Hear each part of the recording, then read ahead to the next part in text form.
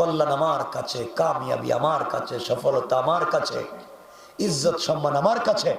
আর বহুত মুরব্বী আজানের পরে মসজিদে নামাজে না গিয়া বাজারের সার দোকানে বৈশা টেলিভিশন দেখে।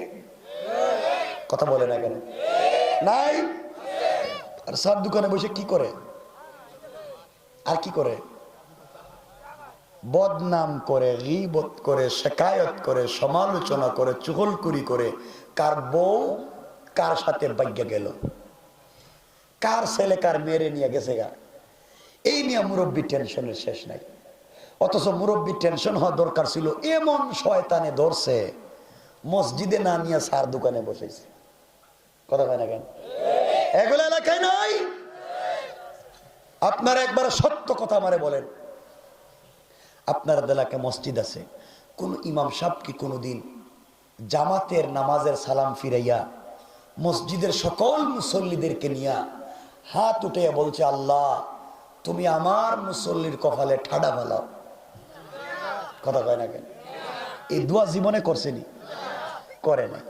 ইমাম সাহেব দোয়া করছে, আল্লাহ মুসল্লির হায়াত বাড়াও, রিজিকে বরকত দেও, এরা খাইলে আমারে খাওয়াইবো, এদের বেতন বাড়লে আমারও বাড়বো। মুসল্লিরা পিছনে কি কয়?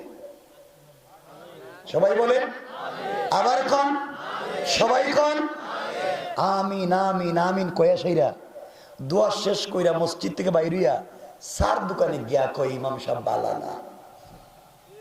কথা কয় না কেন?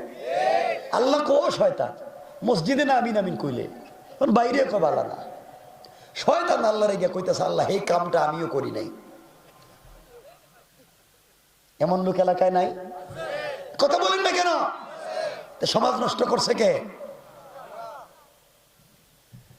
এমন মুরব্বী আছে 5 ওয়াক্ত নামাজ পড়ে, আওয়াবিন পড়ে, চাষ পড়ে, ইশরাক পড়ে, তাহাজ্জুদের নামাজ পড়ে, ফজরের নামাজ পড়ে, এরপরে রুটিন মতো কোরআন শরীফ পড়ে, জিকির করে, তসবিহ পড়ে, সব কইরা সাইরা কুদাল একটা কান্দে নিয়া জিকির করতে করতে জমিনে গিয়া আরেকজনের আইল কাইটটা ঢুকাইয়া দেয়।